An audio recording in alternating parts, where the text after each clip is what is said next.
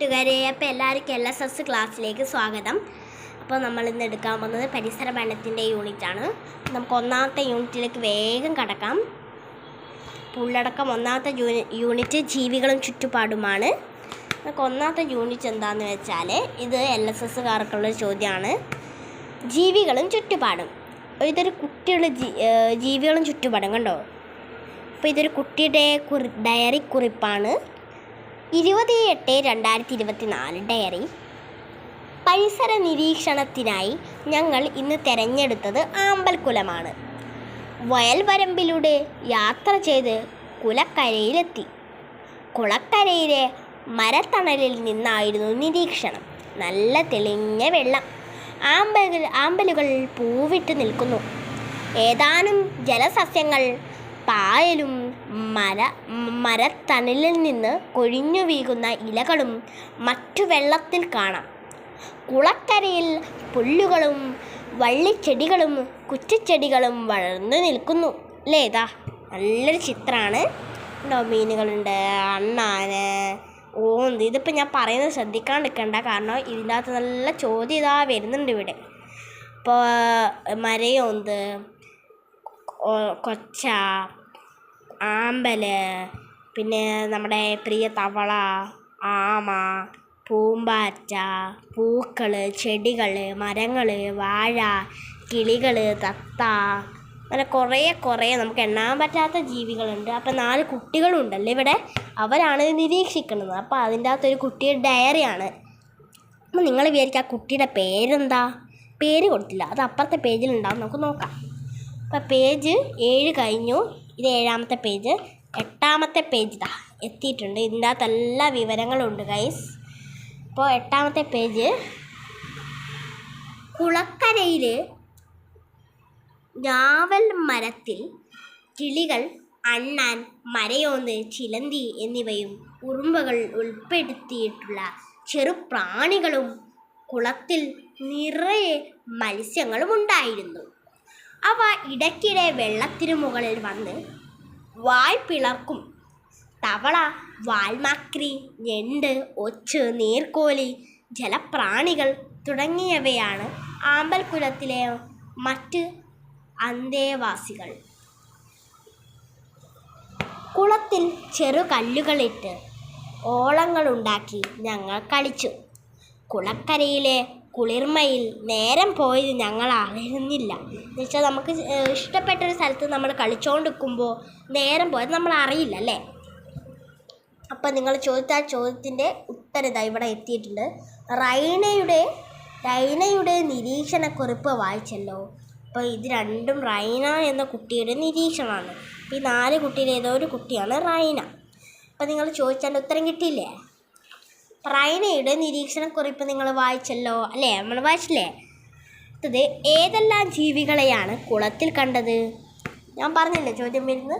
ഏതെല്ലാം ജീവികളെയാണ് നിങ്ങൾ കുളത്തിൽ കണ്ടത്? ഏതൊക്കെയാ? ഞണ്ട്, നീർക്കോലി, ജലപ്രാണികൾ, മത്സ്യം തുടങ്ങിയവയാണല്ലേ. അടുത്തത്, മരത്തിൽ കണ്ട ജീവികൾ ഏതെല്ലാം? ഏതൊക്കെയാ? മരയോന്ത്, അണ്ണാന്, തത്ത. മരയോന്ത്, അണ്ണാന്, തത്ത, പിന്നെ ഇങ്ങനത്തെ കുറച്ച് മരപ്രാണികൾ അങ്ങനത്തെ എല്ലാം ഉണ്ടാവും, അല്ലേ?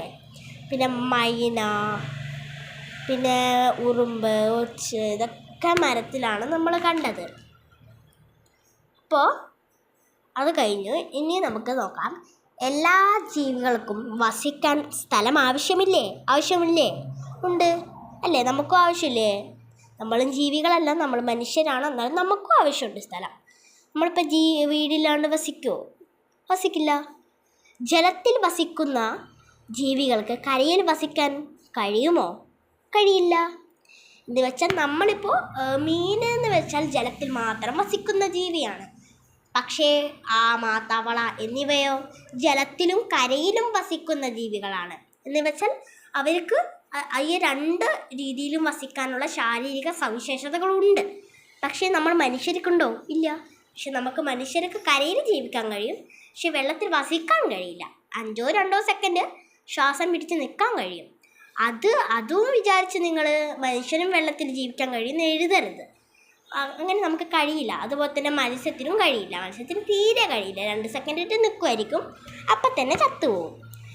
അടുത്തത്, എന്തുകൊണ്ടാണ് മത്സ്യങ്ങൾക്ക് കരയിൽ വസിക്കാൻ കഴിയാത്തത്? നിങ്ങളുടെ ഊഹം പറയൂ. നിങ്ങളൊന്ന് ഊഹിച്ച് പറഞ്ഞേ. എനിക്ക് മനസ്സിലായത്, മത്സ്യങ്ങൾക്ക്, നമ്മൾ പറഞ്ഞപ്പോൾ തന്നെ മത്സ്യങ്ങൾക്ക് കരയിൽ ജീവിക്കാനുള്ള ശാരീരിക സവിശേഷതകളില്ല. അതുപോലെ തന്നെ നമ്മൾ മനുഷ്യർക്കും വെള്ളത്തിൽ ജീവിക്കാനുള്ള ശാരീരിക സവിശേഷതകളില്ല. വെള്ളത്തിൽ മാത്രമാണോ? നമ്മുടെ ധ്രുവപ്രദേശത്ത് ജീവിക്കാനുള്ള ശാരീരിക സവിശേഷതകളില്ല.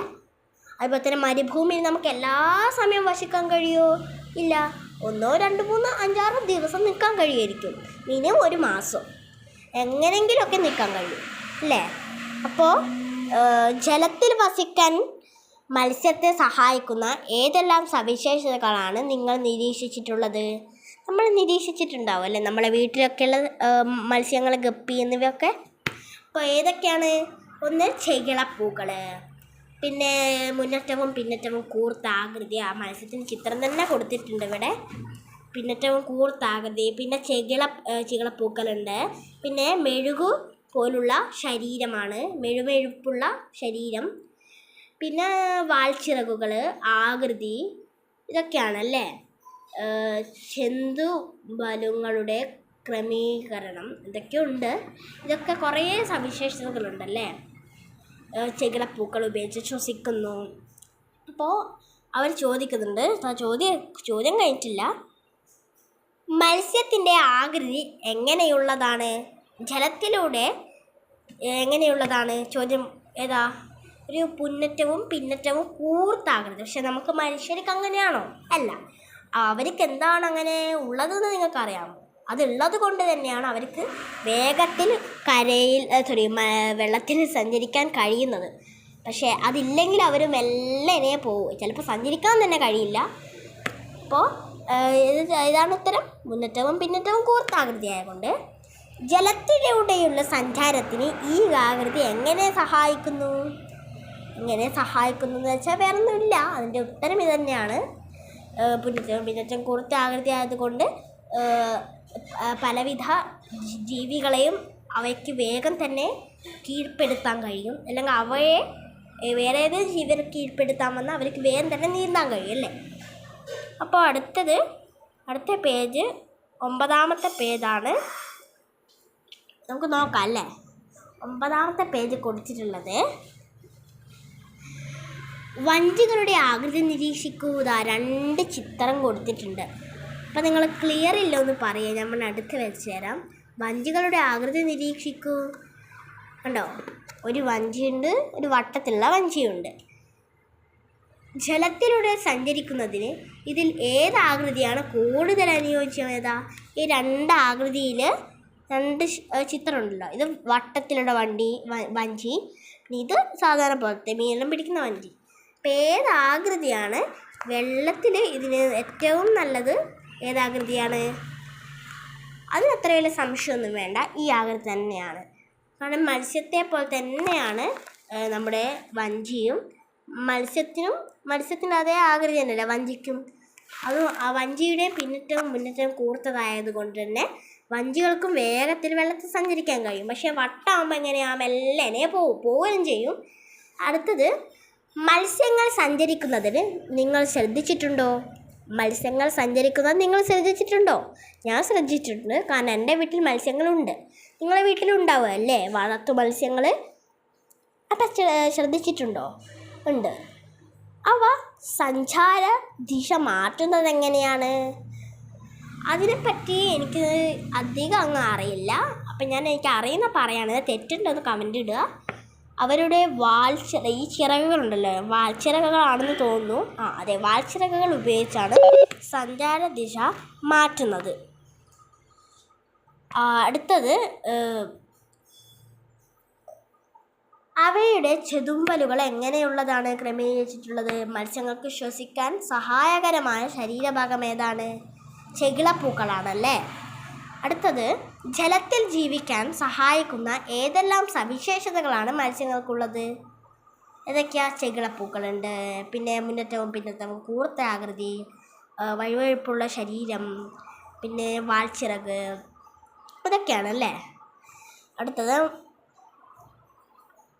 ശരീരത്തിൻ്റെ ആകൃതി, ചിറകുകൾ, വാൽച്ചിറക്, ചെതുമ്പലുകളുടെ ക്രമീകരണം, വഴുപ്പ് എന്നിവ ജലത്തിലൂടെ സഞ്ചരിക്കുന്നതിന് മത്സ്യങ്ങളെ സഹായിക്കുന്നു. ചെകിളപ്പൂക്കളുടെ സഹായത്തോടെ മത്സ്യങ്ങൾ ശ്വസിക്കുന്നു. അടുത്ത പേജ് എടുക്കൂ. അങ്ങനെയാണെങ്കിൽ ചോദ്യമുണ്ട് കേട്ടോ, സോറി വായിക്കാൻ വിട്ടുപോയി. മത്സ്യങ്ങളുടെ വിവിധ സവിശേഷതകൾ മനസ്സിലായിട്ടുണ്ടാവുമല്ലോ, മനസ്സിലായില്ലേ? ഇനി സവിശേഷതയുള്ള ചില സസ്യങ്ങളെ പരിചയപ്പെടാം. വേഗം വാ. അപ്പോൾ ചിത്രം നിരീക്ഷിക്കൂ. അപ്പോൾ ഇതിൻ്റെ അകത്ത് കൊടുത്തിട്ടുള്ളത് ഏത് സസ്യമാണെന്ന് നിങ്ങൾക്കൊന്ന് ഊഹിച്ചെങ്കിൽ പറയാൻ പറ്റുമോ? ഇവിടെ കാണുന്ന സസ്യമാണെന്നെങ്കിൽ നിങ്ങൾക്ക് പറയാൻ പറ്റുമോ? ചില ആൾക്കാർക്ക് പറ്റുമായിരിക്കും. അപ്പോൾ ഇതിൻ്റെ അകത്ത് കൊടുത്തിട്ടുള്ളത് മരിരൂഹങ്ങളാണ് അല്ലേ. മരിരൂഹങ്ങളെയാണ് അവർ ഇതിൻ്റെ അകത്ത് കൊടുത്തിട്ടുള്ളത്. നോക്കി നോക്കാം. മരിരൂഹങ്ങളാണിത് എന്ന് വെച്ചാൽ ഇതും മരുരൂഹങ്ങളാണ്, ഇതും മരുരൂഹങ്ങൾ. ഇതിന് ഇങ്ങനത്തെ പേര് വന്നത് ഇത് മരുഭൂമിയിൽ മാത്രമേ വസിക്കൂ. ഇതിന് കുറേ സവിശേഷതകളുണ്ട്. എന്ന് വെച്ചാൽ മരുഭൂമിയിൽ കുറേ കാലം വെള്ളമൊന്നും ആവശ്യമില്ലാതെ ജീവിക്കാൻ കഴിയും. പിന്നെ എന്താ പറയണ്ടേ, ഇലകൾ അധികം ഉണ്ടാവില്ല, അങ്ങനത്തെ ഇലകളായിരിക്കില്ല. പിന്നെ വേര് നല്ല അടിയിലോട്ട് ആഴത്തിൽ ചെന്നിറങ്ങുന്ന വേരായിരിക്കും. അതുകൊണ്ടാണ് ഇതിന് കുറേ കാലം വെള്ളം കുടിക്കാതെയും ജീവിക്കാൻ കഴിയുന്നത്. അല്ലെങ്കിൽ ഇത് കഴിയൊന്നുമില്ല. ഈ സസ്യങ്ങളുടെ പ്രത്യേകതകൾ എന്തൊക്കെയാണ്? ഞാൻ പറഞ്ഞ പോലെ തന്നെ തണ്ടിൻ്റെ പ്രത്യേകത ഏതാണ്? തണ്ട് എന്ന് വെച്ചാൽ ഒരു വഴുവഴുപ്പുള്ള പോലത്തെ തണ്ടായിരിക്കും. പിന്നെ മറ്റു ചെടികൾക്ക് നിന്ന് വ്യത്യസ്തമായ ഏതെല്ലാം പ്രത്യേകതകളാണ് ഇവയ്ക്കുള്ളത്? ചർച്ച ചെയ്ത് എൻ്റെ പരിസരവാന പുസ്തകത്തിൽ എഴുതൂ. മരുഭൂമിയിലെ സസ്യങ്ങൾ, മരുരൂഹങ്ങൾ. കണ്ട, അതിൻ്റെ പേര് തന്നെ, ഇത് രണ്ടും മരുരൂഹങ്ങൾ തന്നെയാണ്. മരുഭൂമിയിലെ സസ്യങ്ങൾ ഇലയില്ലാത്തതോ ചെറിയ ഇലകളുള്ളതോ മുള്ളുകളുള്ളതോ ആകാം.